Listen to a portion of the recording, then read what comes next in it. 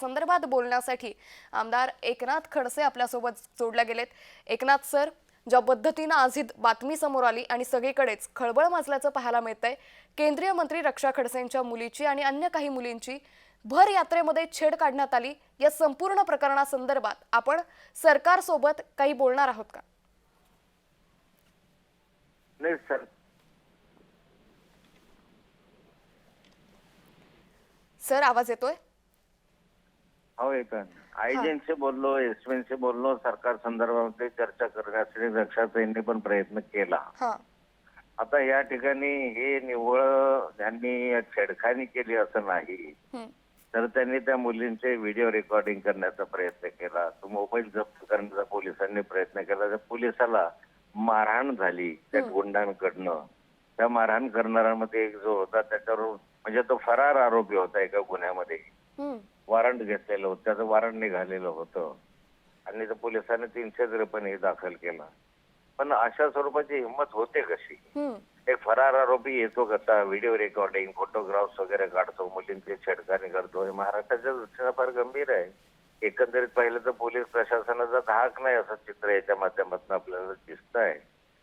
आणि राज्यभरामध्ये महिलांवर अत्याचाराचं प्रमाणाचं फार वाढते प्रमाण आपल्याला दिसत आहे आणि अशा पार्श्वभूमीवर सरकारने अधिक कठोर पावलं उचलण्याची आवश्यकता आहे। निश्चित, जसा आपणही उल्लेख केला की पोलिसांची कुठेतरी आता ढील पडत चालल्याचं पाहायला मिळतंय। जर फरार आरोपी अशा पद्धतीनं भर नागरिकांमध्ये येऊन मुलींसोबत अशा पद्धतीनं वर्तवणूक करत असेल तर हे अतिशय चुकीचं आहे। सर, खरं तर सामान्य मुलगी म्हणजे स्वारगेट सारखी घटना असेल, महाराष्ट्रातून अशा अनेक घटना सध्या समोर येत आहेत। केंद्रीय मंत्री ज्यांच्या मुलीसोबत सुरक्षा रक्षक देखील उपस्थित होते, केंद्रीय मुलीसोबत असं जर होत असेल तर सामान्य मुलींसोबत काय होणार हे अगदी म्हणजे आता मुलींच्या सुरक्षेचा प्रश्न महाराष्ट्रात अगदी चव्हाट्यावर आल्याचं चित्र आहे। या संदर्भात सरकारनं काय ठोस उपाययोजना केल्या पाहिजे असं आपल्याला वाटतं?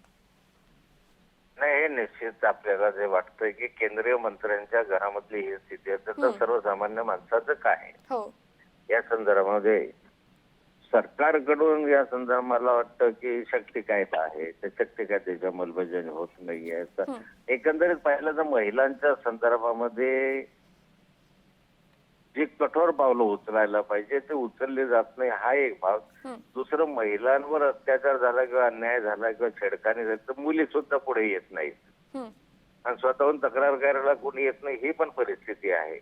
या ठिकाणी या मुली पुढे आल्यात, त्यांनी तक्रार दाखल केली, नाही तर असंख्य मुली आहेत की ज्या पुढे येत नाहीत, तक्रार करत नाही। म्हणजे हा प्रश्न जो झालाय तो सामाजिक प्रश्न आहे। आता या संदर्भामध्ये माननीय मुख्यमंत्र्यांशी मी चर्चा करणार आहे आणि विधानसभेमध्ये सुद्धा या विषयाची चर्चा व्हावी।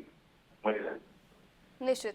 एकनाथ सर, ज्या पद्धतीनं अगदी काही वेळापूर्वी रोहिणीताई देखील आपल्यासोबत जोडल्या गेल्या होत्या आणि त्यांनी असं म्हटलं की या संपूर्ण प्रकरणासंदर्भात 2 दिवसांपूर्वीच पोलिसांमध्ये रीतसर तक्रार नोंदवली होती, मात्र अगदी 2 दिवसांनंतर देखील या संपूर्ण प्रकरणी पोलिसांनी काही कारवाई केली नाही।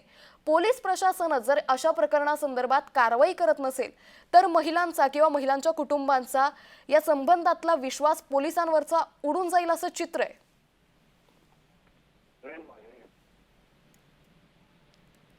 सर,